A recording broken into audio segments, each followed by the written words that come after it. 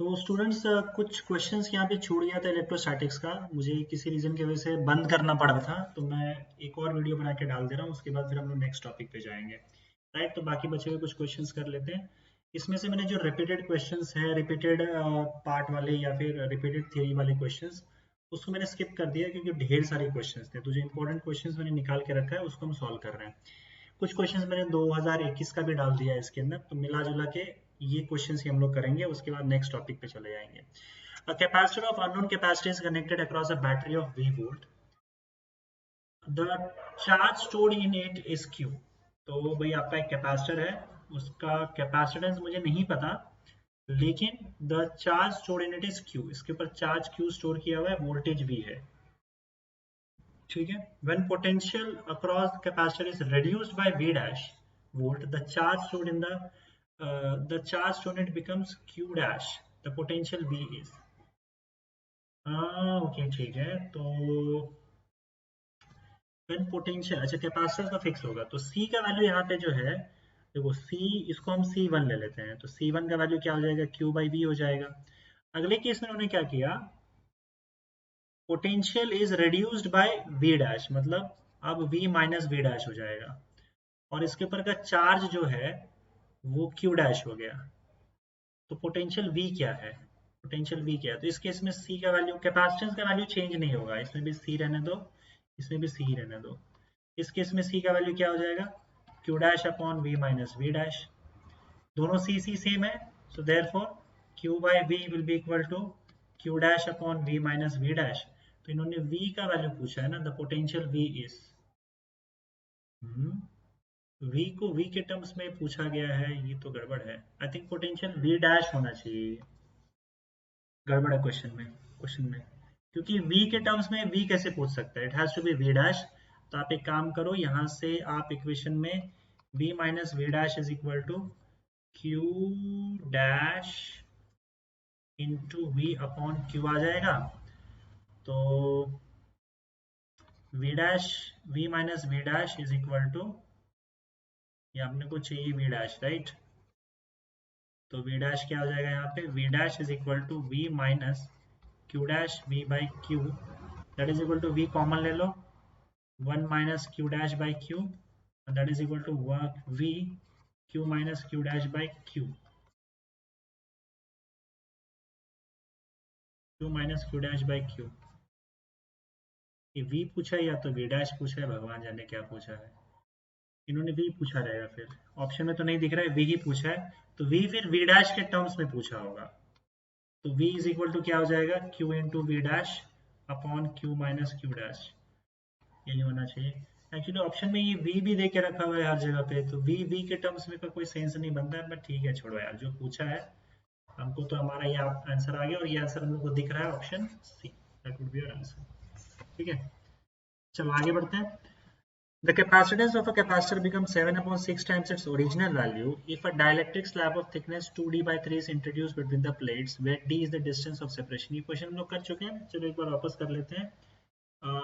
देखो कैपेसिटेंस मान लो C है पहले, और C का value epsilon naught A by D है जब इसमें एयर था।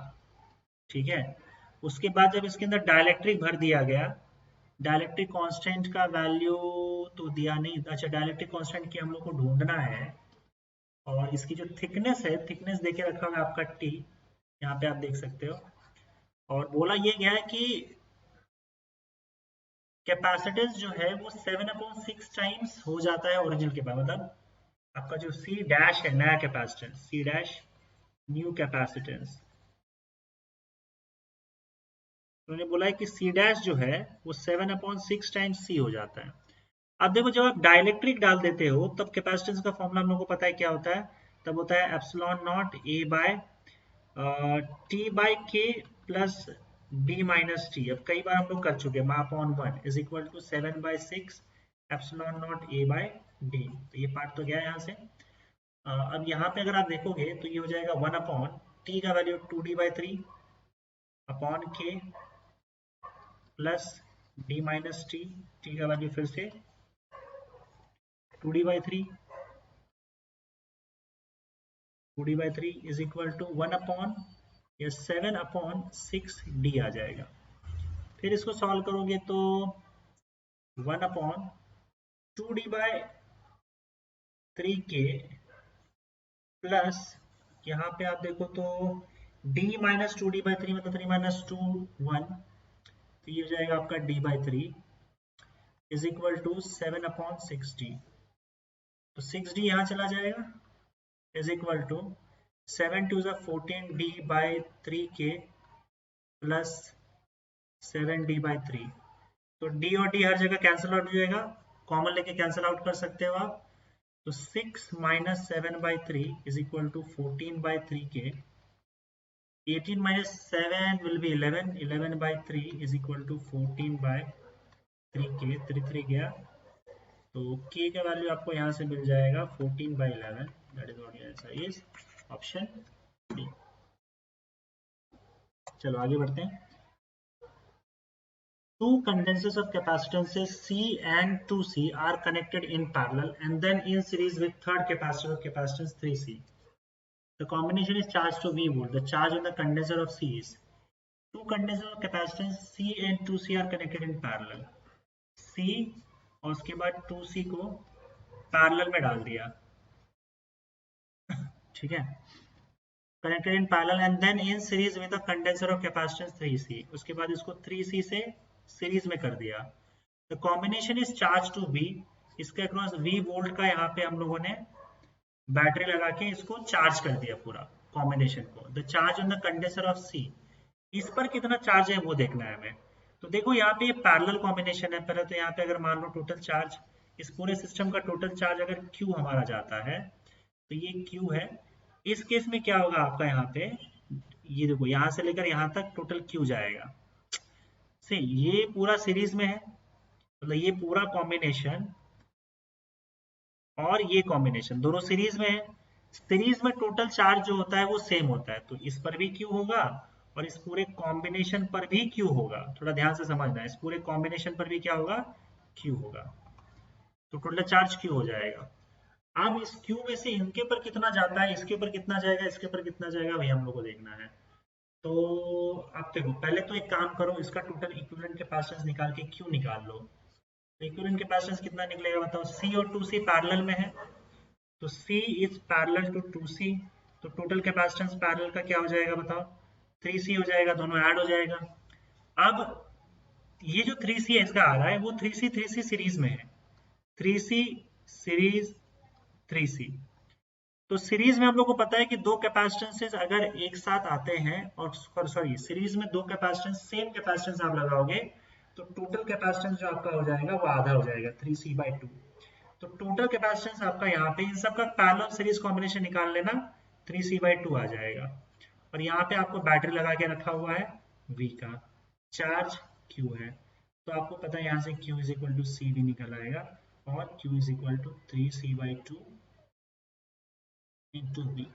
ये टोटल चार्ज है दैट यू नो। इस चार्ज में से ये टोटल चार्ज आपका इस पैरेलल कॉम्बिनेशन पे फिट बैठ जाएगा। मैं इस पैरेलल कॉम्बिनेशन को अलग से बना लेता हूँ। जब ये पूरा पैरेलल कॉम्बिनेशन पे एक ही चार्ज क्यों होगा, इस 3C पे एक ही चार्ज क्यों होगा, क्योंकि दोनों आपस में सीरीज में है।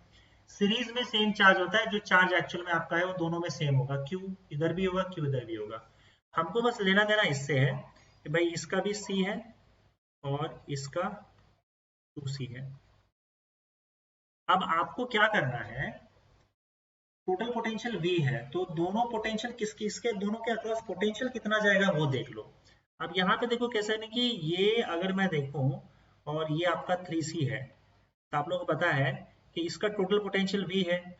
अब इस पूरे के अक्रॉस, इस पूरे का अगर पैरेलल कॉम्बिनेशन लिया जाए तो 3C आ जाएगा, 3C आ जाएगा और ये भी 3C आ जाएगा और टोटल वोल्ट V है। इसका मतलब सिंपल कैपेसिटेंस दोनों सेम है, तो दोनों के अक्रॉस पोटेंशियल भी आधा आधा बढ़ जाएगा, इधर भी V/2 आ जाएगा, इधर भी V/2 जाएगा। ये 3C याद रखना, इसका पैरेलल कॉम्बिनेशन है, तो V/2 बच जाएगा। इसका मतलब यही V/2 आपका, थोड़ा सा समझना होगा, ये कॉम्प्लिकेटेड तो है, यही V/2 आपका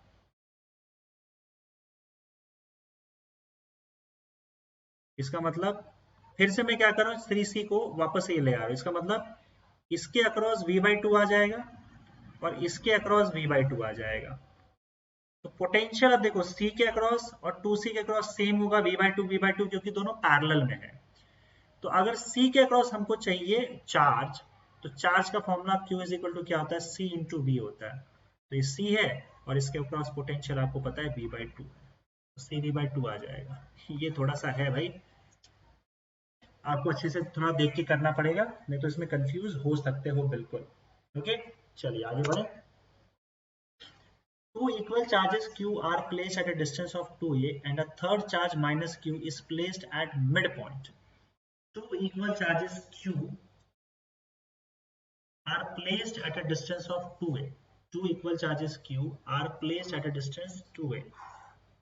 2a डिस्टेंस पर आपका चार्ज जो है, जैसे एक चार्ज A है डिस्टेंस और ये A डिस्टेंस है, तो यहाँ पे आपका इस पॉइंट पे चार्ज Q है और यहाँ पे चार्ज आपका माइनस Q है ना। ये है ना, two equal charges are place, नहीं दोनों का चार्ज सॉरी प्लस क्यू है, यहाँ पे भी और यहाँ पे भी। And a third charge minus Q is placed at mid point, और माइनस क्यू आपका यहाँ पे मिड पॉइंट पे आ जाएगा, माइनस क्यू।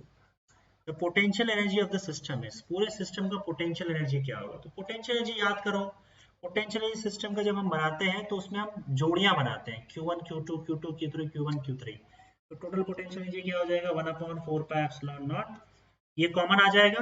तो आप देखो पहले प्लस क्यू माइनस क्यू, तो plus Q minus Q upon इनके बीच का डिस्टेंस a, फिर प्लस क्यू का ले लो, प्लस क्यू अपॉन इन दोनों के बीच का डिस्टेंस 2a हो जाएगा, प्लस अब बचा क्या इन दोनों का, एक और जोड़ी बचेगी ना, माइनस क्यू प्लस क्यू और उनके बीच का डिस्टेंस a, तो that will be equal to 1/4 pi epsilon naught. a common आ जाएगा, बाहर ले लो, और अंदर क्या बचेगा देखो, माइनस क्यू स्क्वायर यहाँ बचेगा, प्लस क्यू स्क्वायर बाई 2 और माइनस क्यू स्क्वायर यहाँ बचेगा। तो क्यू स्क्वायर भी कॉमन ले लो, तो माइनस क्यू स्क्वायर या क्यू स्क्वायर कॉमन ले लो आप यहाँ पे, क्यू स्क्वायर अपॉन 4 पाई एप्सिलॉन नॉट ए, अंदर क्या बचेगा -1 प्लस 1/2 -1, -1 -1 -2 होता है, इसको सॉल्व कर लो, -1 -2 प्लस 1/2, ये क्या हो जाएगा आपका 2 2 4 -4 plus 1/2 that is equal to -3/2, -3/2। तो -3/2 अगर आप देखोगे यहाँ तो -3 Q square upon 8 pi epsilon naught A हो जाएगा, that is option C. Okay yes, आगे बढ़ते हैं। Surface density of a charge on a charge conducting sphere of radius r in terms of electric intensity E at a distance r in free space is, एक second वापस से, surface density of a charge on a conducting sphere of radius r in terms of electric intensity E at a distance r in free space, इसको ध्यान से देखना, ये तुम्हारा conducting sphere है, ठीक है, इसका रेडियस r है, r डिस्टेंस पर अगर मान लो E इलेक्ट्रिक फील्ड है, तो आपको सरफेस चार्ज डेंसिटी सिग्मा का वैल्यू निकालना है इसके लिए। तो याद करो, तो डायरेक्ट उन्होंने निकाला था E is equal to sigma R square upon epsilon naught R square, ये डायरेक्ट मैंने रिजल्ट लिख के दिया हुआ है, अगर आपको ध्यान में पहले दिन जो मैंने फर्स्ट लेक्चर में इसका दिया था, जो हमने थियरी किया हुआ था, तो ये ऑलरेडी करके रखा हुआ है, मैं आपको बस एक बार बता देता हूँ। ये देखो, आजा भाई आजा, ये देखो ये कहाँ गया, आउटसाइड, ये आउटसाइड फॉर्मूला क्या, 1/4 pi epsilon naught Q by R square, और सिग्मा के टर्म्स में देखो sigma R square upon epsilon naught small r square electric field sphere के लिए, तो बस वही चीज है यहाँ पे, तो मैंने डायरेक्टली फॉर्मूला लिख दिया यहाँ पे, कहाँ गया है, यहाँ से सिग्मा का वैल्यू निकालो, सिग्मा का वैल्यू क्या हो जाएगा, epsilon naught E R square upon capital R square, epsilon naught E R square upon capital R square, I think option A आ जाएगा आपका, इफ यू कैन सी, ठीक है। An electric flux -2 into 10 to -14 Newton meter square per coulomb passes through a point inside us. An electric flux का value दिया रखा है -2 into 10 to -14 newton metre square पर coulomb passes through a point inside a spherical Gaussian surface. The value of point charges. आप देखो एक चीज मैं आपको बता दूं, अब इन्होंने नेगेटिव दिया हुआ ही है, तो अगर मान लो अंदर पॉजिटिव चार्ज है तो इसके lines of force positive charge से हमेशा बाहर की ओर आते हैं। अगर किसी क्लोज सरफेस से लाइंस ऑफ फोर्स बाहर आ रहा है तो आपका फ्लक्स पॉजिटिव है, ये ध्यान रखना। अगर मान लो अंदर आपने कोई नेगेटिव चार्ज रखा हुआ है या ओवरऑल टोटल नेगेटिव चार्ज है, तो नेगेटिव चार्ज की ओर आपका लाइंस ऑफ फोर्स आता है, तो फ्लक्स आप देखोगे तो लाइंस ऑफ फोर्स इसके अंदर घुस रहा है सरफेस के।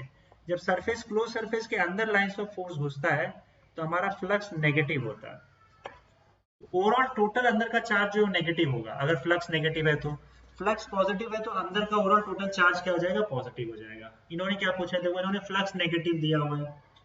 An electric flux passes through a point inside a spherical Gaussian surface, तो कोई भी Gaussian surface ले लो, spherical Gaussian surface, उसका फ्लक्स ये देके रखा हुआ है, the value through a point inside a spherical Gaussian surface।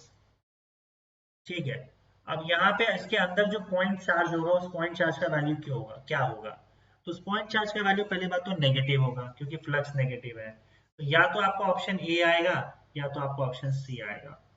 और उसका फॉर्मूला आपको पता ही है, अंदर कितना चार्ज है वो आपको पता करना है, क्यू एनक्लोज्ड अंदर कितना चार्ज है वो पता करना है। गॉस लॉ लगा लो, phi is equal to Q enclosed upon epsilon naught, तो क्यू एनक्लोज्ड का वैल्यू क्या आएगा, phi into epsilon naught, phi into,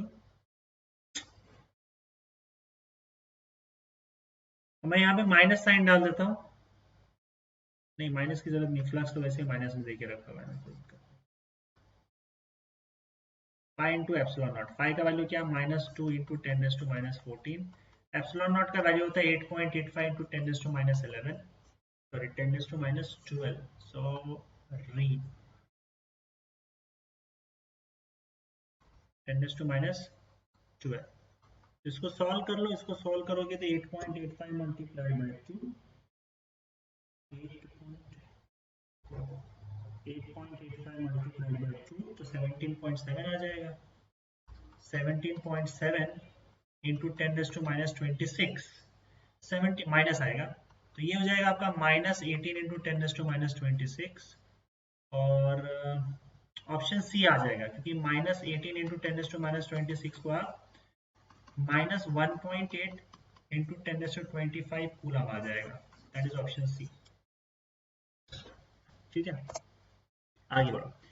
If 100 joule work must be done to move an electric charge of magnitude 4 coulomb from a place A where potential is -10 volt to another place B where potential is V volt, the value of V is। देखो work done इन्होंने 100 joule देके रखा हुआ है, work done 100 joule देके रखा हुआ है, must be done to move an electric charge of magnitude, electric charge का 4 कूलम का है। मान लो ये पॉइंट ए है और ये पॉइंट आपका बी है, पॉइंट ए का पोटेंशियल इन्होंने देके रखा हुआ है, that is equal to -10 volt. Point B का पोटेंशियल पूछा गया है और बोला ये गया है कि ए से लेकर बी तक हम मूव कर रहे हैं, उसका वर्क डन दिया हुआ है, तो work done from A to B है। देखो वर्क डन क्या है, ए से लेकर बी की ओर मूव कर रहे हैं ना, तो work done from A to B है, work done from A to B है। अब मैंने बताया था वर्क डन और पोटेंशियल डिफरेंस, ये VA और ये VB है, तो VB हम लोग को ढूंढना है, VB is equal to V बोला गया है, VB is equal to V is equal to question mark. तो देखो हम लोग VA माइनस VB ली कि VB माइनस VA ले, ये मैंने आपको बताया था, वो वर्क डन डिसाइड करेगा। तो work done from A to B upon Q है, तो यहाँ पे VB माइनस VA हो जाएगा, पोटेंशियल उल्टा हो जाएगा। अगर ये A टू B है तो यहाँ पे VB माइनस VA होगा, VB का वैल्यू V माइनस VA का वैल्यू -10, तो माइनस रहेगा और एक और माइनस आ जाएगा, is equal to work done तो 100 देके रखा हुआ है, डिवाइडेड बाय 4 हो जाएगा, तो V प्लस 10, ये याद रखना प्लस माइनस में गड़बड़ हुआ तो आंसर रॉन्ग हो जाएगा, तो ये हो जाएगा 25, 20/4 से 100, तो यहाँ से आपको V का वैल्यू जो है वो 15 वोल्ट आ जाएगा, दैट इज ऑप्शन। ठीक है, आगे बढ़े। For a uniformly charged plane sheet, the variation of electric field E with distance d is correctly shown in figure. देखो यूनिफॉर्मली चार्ज प्लेन शीट है ना, तो चार्ज प्लेन शीट का तो इलेक्ट्रिक फील्ड हर जगह पे कांस्टेंट होता है, तो इलेक्ट्रिक फील्ड कांस्टेंट होगा, ऑप्शन सी आ जाएगा, कांस्टेंट इलेक्ट्रिक फील्ड। आगे बढ़ो।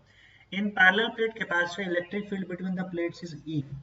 If the charge in the plates is Q, then the force on each plate is, देखो पैरेलल प्लेट कैपेसिटर में दो प्लेट्स होते हैं, एक तो भाई यहाँ पे जिसमें Q चार्ज डाला रहता है प्लस Q, और एक तो यहाँ पे होता है जिसमें माइनस Q चार्ज डाला रहता है, बाद में उसको ग्राउंड कर देते हैं यहाँ से, तो plus Q charge minus Q charge, और उसके बाद उनको क्या बोला है, the force on each plate, plate पर फोर्स कैसे लगेगा। तो अब देखो ये पूरा का पूरा प्लेट, यहाँ पे इनके बीच में इलेक्ट्रिक फील्ड है, ये इलेक्ट्रिक फील्ड है ना, तो ये जो इलेक्ट्रिक फील्ड होता है देखो, ये इस चार्ज के वजह से और इस चार्ज के वजह से दोनों की वजह से होता है, मानो टोटल इलेक्ट्रिक फील्ड ई है, तो आधा इस चार्ज की वजह से होगा, क्योंकि देखो इसका इलेक्ट्रिक फील्ड जो है पॉजिटिव का, वो पॉजिटिव से नेगेटिव की ओर जाएगा, और नेगेटिव का इलेक्ट्रिक फील्ड भी नेगेटिव की ओर ही जाता है, मतलब नेगेटिव वाला इलेक्ट्रिक फील्ड और पॉजिटिव वाला इलेक्ट्रिक फील्ड मिलकर ये टोटल इलेक्ट्रिक फील्ड ई बनाता है। इसका मतलब अगर मैं ये अज्यूम करूं कि सिर्फ पॉजिटिव चार्ज का, मतलब सिर्फ पॉजिटिव चार्ज वाला इलेक्ट्रिक फील्ड कितना है, वो E/2 होगा, सिर्फ नेगेटिव चार्ज वाला इलेक्ट्रिक फील्ड कितना है, तो वो E/2 होगा, मतलब दोनों प्लेट का इंडिविजुअल इलेक्ट्रिक फील्ड E/2 है। अब देखो होता क्या है कि फोर्स हम कैसे निकालते हैं, तो मान लो आपके पास इलेक्ट्रिक फील्ड E है, इसके अंदर कोई चार्ज Q रखा हुआ है, तो इस चार्ज के ऊपर फोर्स क्या लगेगा, F is equal to Q into E, क्योंकि हमारा इलेक्ट्रिक फील्ड का डेफिनेशन क्या होता है, E is equal to F upon Q होता है, तो F इज इक्वल टू क्या हो जाएगा, Q इंटू E होगा।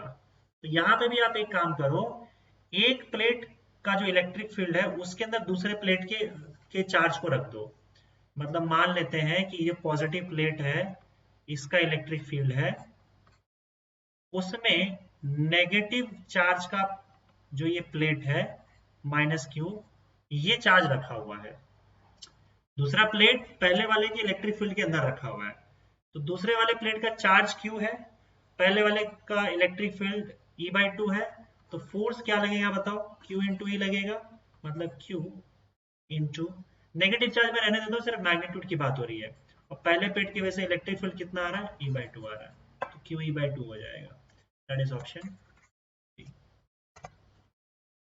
2 points P and Q are maintained at the potential 10 volt and minus 4 volt respectively. Point P और point Q दोनों के बीच का पोटेंशियल देख लेते हैं, तो Vp का वैल्यू क्या दिया हुआ है, 10 वोल्ट दिया हुआ है, और Vq का वैल्यू कितना दिया हुआ है, -4 वोल्ट दिया हुआ है। तो work done in moving 100 electrons from P to Q, हम वर्क डन P से लेकर Q तक कर रहे हैं, तो work done from P to Q आ जाएगा, यही हम लोग को ढूंढना है, और चार्ज इन्होंने 100 इलेक्ट्रॉन्स दे रखा है, तो एक इलेक्ट्रॉन का चार्ज E होता है, तो 100 इलेक्ट्रॉन्स का चार्ज क्या हो जाएगा, 100 ही हो जाएगा इतनों को मूव करना है, इतने चार्ज को। E का वैल्यू होता है 1, एक इलेक्ट्रॉन का चार्ज होता है 1.6 इंटू 10⁻19 कूलम, तो ये कितना हो जाएगा 1.6 इंटू 10⁻17 हो जाएगा, इतना चार्ज है। फॉर्मूला आपको पता है पोटेंशियल डिफरेंस का, क्योंकि ये P टू Q है, तो हम यहाँ पे VQ माइनस Vp लेंगे, VQ minus Vp is equal to work done from P to Q, यहाँ पे उल्टा हो जाता है ये, डिवाइडेड बाय Q, तो वर्क डन VQ का वैल्यू कितना है, VQ का वैल्यू -4 है, Vp का वैल्यू 10 है, that is equal to work done from P to Q upon Q का वैल्यू 1.6 इंटू 10⁻17 होगा, तो -14 मल्टीप्लाइड बाय 1.6 इंटू 10⁻17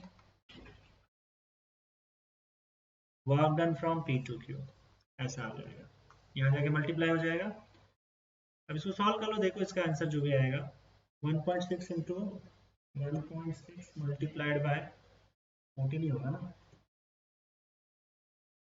22.4 कुछ आ रहा है, पहला आंसर आएगा, अच्छा पहला डी में 20 minus 22.4 into 10⁻17 that is your work done, और ये हो जाएगा -2.24 इंटू 10⁻16 जूल, तो आपका ऑप्शन भी आ जाएगा।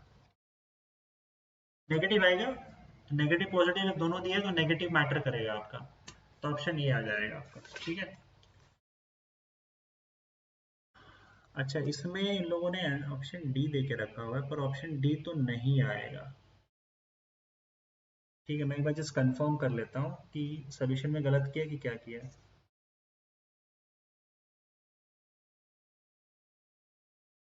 आई थिंक सोल्यूशन गलत है। सोल्यूशन में डी देके रखा हुआ है, लेकिन मैं फिर भी चेक कर लेता हूँ। पोटेंशियल देखो, पोटेंशियल -4 से 10 volt, the work done moving from P to Q, P to Q जा कर रहे हैं ना, तो 10 वोल्ट से हम -4 वोल्ट तक लेके जा रहे हैं। तो इसका मतलब क्या, पोटेंशियल हाई कहाँ पे रहता है, वर्क डन नेगेटिव लगेगा या पॉजिटिव, यही मुझे चेक करना है। वैसे आंसर हमारा सही है, हमने साइन के हिसाब से सही किया हुआ है। मैं थियोरेटिकली कॉन्सेप्चुअली चेक करने की कोशिश कर रहा हूँ। देखो, इलेक्ट्रिक फील्ड के डायरेक्शन में पोटेंशियल डिक्रीज होता है। तो इलेक्ट्रिक फील्ड, आप नहीं भी ध्यान दोगे चलेगा, अगर ज़्यादा कंफ्यूजन है, मैं अपने हिसाब से खुद चेक कर रहा हूँ। इलेक्ट्रिक फील्ड के डायरेक्शन में पोटेंशियल डिक्रीज हो जाता है, तो इसका मतलब ये पॉइंट हायर पोटेंशियल पे है और ये पॉइंट लोअर पोटेंशियल पे है। तो इसका मतलब ये P होगा और ये Q होगा। तो हम इलेक्ट्रिक फील्ड के डायरेक्शन में जा रहे हैं और नेगेटिव चार्ज को लेके जा रहा है। ओके, चार्ज का वैल्यू नेगेटिव होगा, गड़बड़ा गया बच्चों। आंसर सही दिया हुआ है, यहाँ पे हमने गड़बड़ कर दिया। इलेक्ट्रॉन के पास चार्ज नेगेटिव होता है, तो चार्ज मैंने बताया था कि नेगेटिव लेना है कि पॉजिटिव, ये मैटर करेगा। तो चार्ज नेगेटिव होता है यहाँ पे, तो वर्क डन फिर पॉजिटिव हो जाएगा। ये मैंने थियोरेटिकली चेक किया। इलेक्ट्रिक फील्ड के डायरेक्शन में पॉजिटिव चार्ज को लेके जाओगे तो वर्क डन नेगेटिव होगा। इलेक्ट्रिक फील्ड के अगेंस्ट जब हम वर्क करते हैं ना, तो पॉजिटिव होता है। क्योंकि हम इलेक्ट्रिक फील्ड के डायरेक्शन में जा रहे हैं, तो वर्क डन नेगेटिव होगा।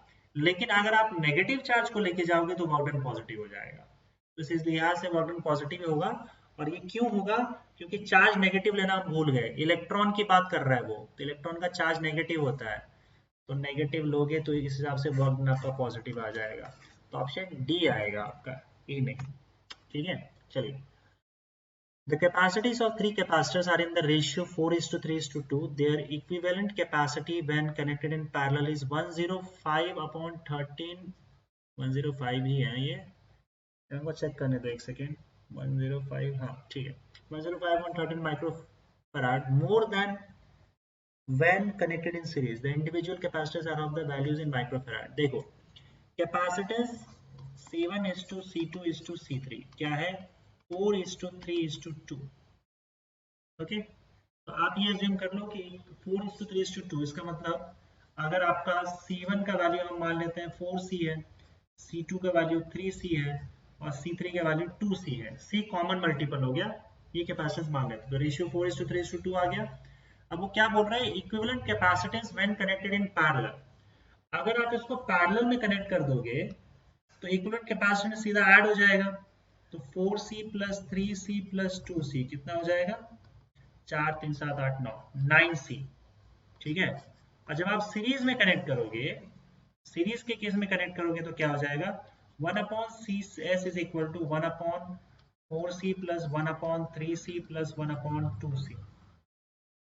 तो 1/CS इज इक्वल टू 4 3 और 2 का एलसीएम क्या होता है, 12 होता है, राइट। तो 12, तो यहाँ पे 3 प्लस 4 प्लस 6/12C, 6 4 10 11 12 13 और 13/12C। और सी एस का वैल्यू आपका आ जाएगा 12C/13। ये सीरीज कॉम्बिनेशन का टोटल कैपेसिटेंस है।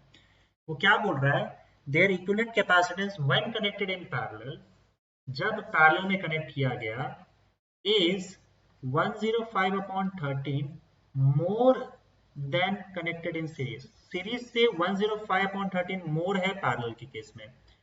तो इंडिविजुअल कैपेसिटर्स क्या होंगे, तो आप Cp का वैल्यू यहाँ पे डाल दो 9C 105/13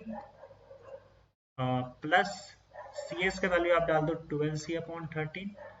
तो आपका देखोगे 9C minus 12C/13 is equal to 105/13 हो जाएगा। तो 13 9 से कितना होता है, 13 multiplied by 9 it is 117 minus 12, C common ले लिया मैंने, अपॉन 13 इज इक्वल टू 105/13, ये गया। तो 117 माइनस 12 105, तो यार ये 105 is equal C is equal to 105। तो C का वैल्यू तो 1 आ गया। तीनों कैपेसिटेंस पूछा है क्या होगा, तो C1 का value 4C that is equal to 4, C2 का value 3C that is equal to 3 और C3 का value 2C that is equal to 2। तो 4 3 2 आपका आंसर आ जाएगा, ऑप्शन ए ही आ रहा है आंसर। ठीक है, चलो आगे बढ़ते हैं कुछ क्वेश्चंस और। टू इक्वल पॉजिटिव चार्जेस, कितना है क्वेश्चंस यार, अच्छा ये 2-3 क्वेश्चंस और है बस। Two equal positive charges are placed at points A and B where distance AB is equal to 3x. Two equal positive charges A at A and B, जहाँ पे AB का वैल्यू 3x है, Q और Q है, ठीक है। A third charge -2 is placed at point C at a distance x from A along AB. A third charge -2q is placed at C at a distance x from A along AB. मतलब C को तो यहाँ रख दिया गया, C को यहाँ कहीं रख दिया है, -2q को यहाँ रख दिया है, तो ये डिस्टेंस आपका x है, तो बचा हुआ डिस्टेंस 2x हो जाएगा, है ना। तो potential energy of the system है, तो पोटेंशियल फिर से वही जोड़ियां बनानी है, q -2q q, तो पहले q -2q का लिखते हैं 1/4 पाई एप्सिलॉन नॉट। इसका आंसर आई गेस नहीं, चलो देख लेते हैं, q -2 लेते हैं पहले, q -2q upon x plus q square आ जाएगा अपॉन 3x प्लस ये -2q और q अपॉन 2x। बस अब इसको सॉल्व कर लेना, आपको आंसर मिल जाएगा। सॉरी मैं बता दे रहा हूँ, ऑप्शन ए आएगा, इसको सॉल्व कर लो आ जाएगा। मैं अगले क्वेश्चन की तरफ चलता हूँ। Two parallel plates with dielectric placed between the plates are shown in the figure. The resultant capacity of capacitor will be. ये तो डायरेक्ट मैंने आपको रिजल्ट लिखा के रखा है, अगर मान लो एक से ज्यादा डायलेक्ट्रिक्स डाल के रखा है, तो मैंने लिखा के रखा है थियरी में सीधा सीधा epsilon naught A upon T1 by K1 plus T2 by K2 plus T3 by K3 dot dot dot चलता रहेगा। तो आई थिंक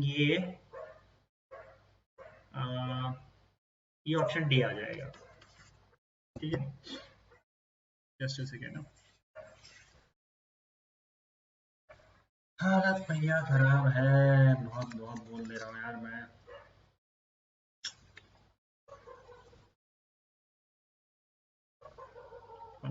सी बता रहे हैं, तो कैपेसिटर ही पूछा है ना, the resultant capacitance of a capacitor A epsilon not, छोड़ो डी है भाई, छोड़ जाने दो, क्या सब देख रहा हूँ। और क्या क्वेश्चन है यहाँ पे, और कौन सा क्वेश्चन था, ये डी है, ये देखो डायरेक्ट रिजल्ट, ये तो मैंने लिखा के रखा है, अगर आप देखोगे तो यहाँ पे है, कहीं तो लिखाया था, ये देखो ना आपका किधर गया, ये रहा epsilon not T1 upon K1 T2 upon K2, ये तो लिखा हुआ था, तो डायरेक्ट आपका आ जाएगा। चलिए आगे बढ़ते हैं अगले क्वेश्चन की तरफ। The charge on each capacitor when a voltage of 15 volt is connected in the circuit as shown in the figure. Each capacitor पे चार्ज कितना होगा अगर 15 वोल्ट का बैटरी लगा है तो चलो देख लो, पहले तो इसको अरेंजमेंट देख लेते हैं इसका भाई। अब यहाँ पे मैं अरेंजमेंट देख रहा हूँ, देखो ये 5 माइक्रोकूलम जो है वो ये ए और बी के बीच में कनेक्टेड है, इसका एक हिस्सा ए में जा रहा है, दूसरा हिस्सा बी में जा रहा है। ये 5 माइक्रोकूलम का भी एक हिस्सा ए में, एक हिस्सा बी में। कॉम्प्लिकेटेड चीज है, उसको सिंपल कर दो, ए और बी से कनेक्शंस देख लो कैसा है। फिर उसके बाद ये जो 5 माइक्रोफैराड कैपेसिटर है उसका एक हिस्सा यहां से देखो फिर से किस में चला गया, ए में, और इसका दूसरा हिस्सा फिर बी में जा रहा है, मतलब ये भी ए और बी के बीच में ही कनेक्टेड है, ए और बी। और ये 5 माइक्रोफैराड देखो, इसका एक हिस्सा यहाँ से घूम के फिर से ए में चला जा रहा है, और ये वाला हिस्सा फिर बी में, मतलब ये वाला जो कैपेसिटर है ये भी ए और बी के बीच में ही कनेक्टेड है, मतलब सारे ए और बी के बीच में ही कनेक्टेड है, इसका मतलब सबके सब पैरेलल हैं, बस दिखाने वाली बात है, सारे के सारे पैरेलल हैं, तो 5 5 5 5 और सब के सब पैरेलल में कनेक्टेड है, ठीक है। और सबके अक्रॉस बैटरी 15 वोल्ट का, वो भी ए और बी के बीच में अटैच है बैटरी, 20 वोल्ट का, 15 वोल्ट का। ये तो सिंपल हो गया। क्या पूछा गया है? चार्ज पूछा गया है। Q is equal to C into V होता है, तो सबका V तो 15 ही है और सबका C जो है वो 5 माइक्रोफराड ही है, तो सबका Q भी सेम होगा, Q is equal to C into we.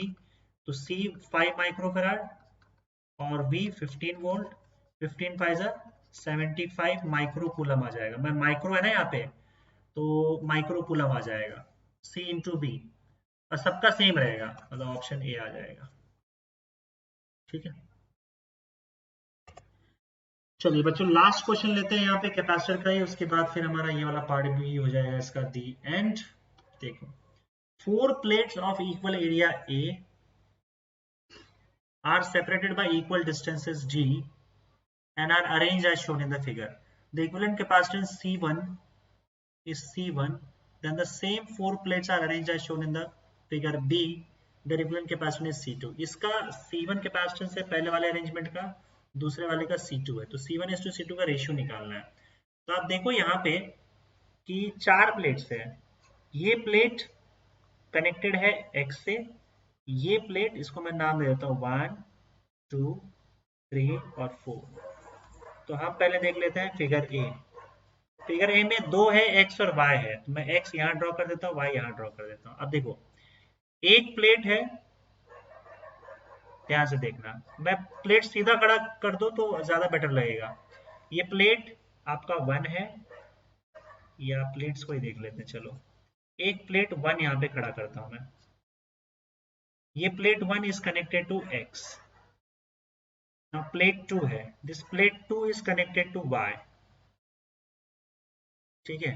यहाँ पे प्लेट 3 है, प्लेट 3 भी Y से कनेक्टेड है, और प्लेट 4 अगर आप देखोगे तो प्लेट 4 X से कनेक्टेड है। एक्चुअली में ये पैरेलल कॉम्बिनेशन है, कनेक्शन ध्यान से देखोगे तो। और इसका इक्विवेलेंट कैपेसिटेंस आपका C1 आ जाएगा। C1 क्या हो जाएगा बताओ, मानो इसका भी C है, इसका भी C है, पैरेलल में है, C प्लस C 2C, तो C1 का वैल्यू मिल गया। अब फिगर बी पे चलते हैं। फिगर बी में देखो, इसको फिर से नाम देख दो यहाँ पे 1 2 3 4, 1 2 3 4। तो इस केस में देखते हैं, यहाँ पे हम x1 और y1 डाल देते हैं, यहाँ पे x1 और y1। Plate 1 is connected to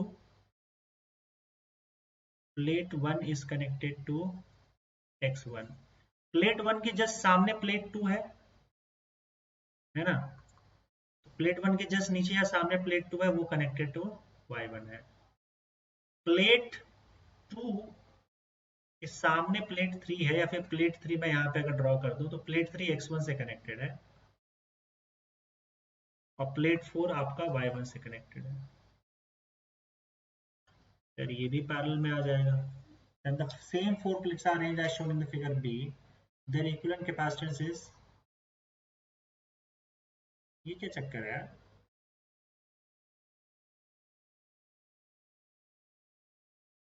देखो 2 कनेक्टेड है y1 से, 4 कनेक्टेड है y1 से, बराबर 1 और 3 कनेक्टेड है x1 से, तो कुछ तो घपला लग रहा है। कैपेसिटेंस इक्विवेलेंट कैपेसिटेंस मतलब कहीं 4 कैपेसिटर तो नहीं बन रहे, 1 2 3, आई थिंक 4, यहाँ पे शायद 4 कैपेसिटर बन जाएगा, क्योंकि देखो एक्चुअली किया क्या है, इन दोनों को कनेक्ट कर दिया है यहाँ पे, पहले वाले में इन दोनों को प्लेट्स को कनेक्ट, इन दोनों प्लेट्स को कनेक्ट कर दिया हुआ है ऐसे, तो इनके बीच में तो कुछ नहीं होगा। एक कैपेसिटर आपका यहाँ बन जाएगा 1 2 का, और एक कैपेसिटर आपका यहाँ बन जाएगा 3 4 का। पहला वाला तो मुझे लग रहा है सही लग रहा है। इस केस में क्या किया है, 1 2 का भी एक कैपेसिटर बन रहा है, 2 3 का भी एक कैपेसिटर बन रहा है, और 3 4 का भी एक कैपेसिटर बन रहा है, क्योंकि सबके बीच में सबको आपस में कनेक्ट नहीं किया हुआ है, तो यहाँ पे आई गेस 3 कैपेसिटर्स बनेगा। 1x1 में है, 2y1 में है, तो 1 2 हो गया। अब 2y1 में है और 3x1 में है, तो नीचे दूसरा कैपेसिटर एक और बनेगा। 2y1 में है और 3x1 में है। फिर नीचे देखो, फिर से 3x1 में है और यहाँ से 4 आपका y1 में है। अच्छा, यहाँ तीन, लेकिन उनको मेंशन करना चाहिए कि कहाँ पे भाई आपका कैपेसिटर डायरेक्टली भरा है, कुछ किया है। ठीक है, इतना चलेगा, वो तो समझ में आ जाता है। देखो पहले फिगर में 2 और 3 को कनेक्ट कर दिया ना डायरेक्टली, तो ये आपस में तो कैपेसिटर नहीं बनाएंगे, क्योंकि आपस में कैपेसिटर का प्लेट कनेक्टेड नहीं रहता है। तो यहाँ 2 ही कैपेसिटर बनेगा। इधर किसी को भी कनेक्ट नहीं किया, चारों 3 कैपेसिटर्स यहाँ पे साफ साफ दिखाई दे रहे हैं, तो यहाँ पे 3 कैपेसिटर है, एक 1 2, एक 2 3 और एक 3 4 वाला, और सब इस तरह से कनेक्टेड है। यहाँ पे सेकंड केस में भी पैरेलल ही है C2, और इसमें क्या हो जाएगा, C plus C plus C, C plus C plus C, 3C हो जाएगा।